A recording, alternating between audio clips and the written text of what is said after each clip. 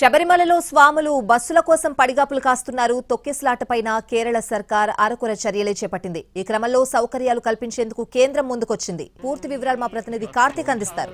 మళ్ళా క్షేత్రం మొత్తం కూడా అయ్యప్ప స్వాములతో నిండిపోయిందని చెప్పాలి.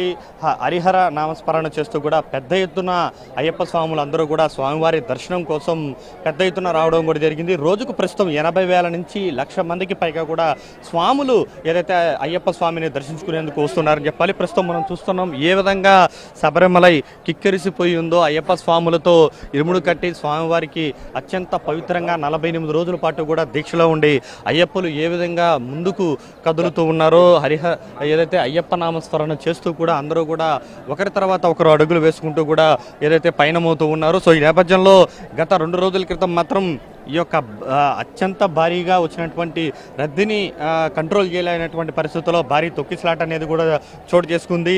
సో చాలా బాధాకరమైనటువంటి ఘటనగా కూడా అందరూ కూడా చెప్పుకున్నటువంటి పరిస్థితి. సో ఈ నేపథ్యంలో చాలా జాగ్రత్తలు అయితే ట్రావెన్స్కోర్ బోర్డు అయితే తీసుకునేదని చెప్పాలి. అయ్యప్ప స్వాములు అందరూ కూడా పెద్ద ఎత్తున ఇక్కడికి వచ్చిన వెంటనే కూడా నేరుగా పంబా నదిలో స్నానం ఆచరించి దాని తర్వాత నేరుగా ఏదైతే కొండకు బయలుదేరుతూ ఉన్నారో, కొండకు వెళ్ళిన వెంటనే కూడా అయ్యప్ప స్వామి దర్శనం చేసుకోవడానికి దాదాపు ప్రస్తుతం 16 గంటలకు సమయం కూడా పడుతూ ఉందనే చెప్పాలి. అయితే ఒక్కసారిగా పెరిగినటువంటి భక్తుల రద్దీకి మాత్రం ఏదైతే ట్రావెన్స్కోర్ బోర్డు మాత్రం అందుకు అనుగుణంగా ఏదైతే ఏర్పాట్లు అయితే చేయలేదనే విమర్శలు అయితే పెద్ద ఎత్తున వస్తుందనే చెప్పుకోవాలి. ఎక్కడ చూసినా కూడా మొత్తం శబరిగిరిలో మొత్తం కూడా అయ్యప్ప స్వాములు అయ్యప్ప మాల ధరించినటువంటి భక్తులే కనబడుతూ ఉన్నారు. మొత్తం గతంలో ఎన్నడూ లేని విధంగా కరోనా తర్వాత అత్యధికంగా ఈసారి మాత్రమే రావడం కూడా జరిగింది. మొత్తం ఇక్కడ పంబ నుంచి నేరుగా పైకి వెళ్ళేటువంటి సన్నిధానం వరకు కూడా భారీ స్థాయిలో భక్తుల రద్దీ ఉన్నటువంటి పరిస్థితి. సో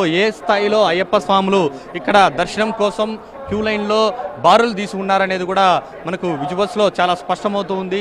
సో ఒకరు కాదు, ఇద్దరు కాదు, కొన్ని వేల మంది అయ్యప్ప స్వాములు తమ దీక్షను స్వామివారికి ఏదైతే ఇక్కడ ముగించడానికి పెద్ద ఎత్తున ఏ విధంగా వచ్చారో అనేది కూడా మనం చూడొచ్చు.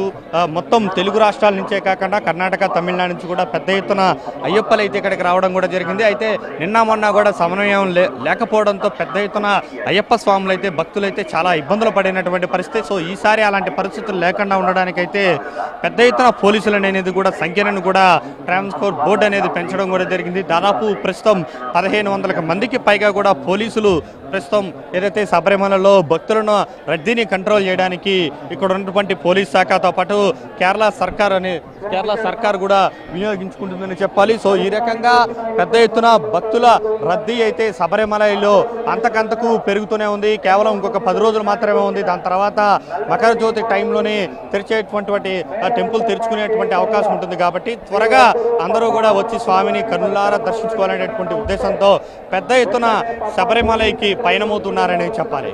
కెమెరా పర్సన్ సంచయ్తో కార్తిక్ ఎన్టీవీ కేరళ నుండి.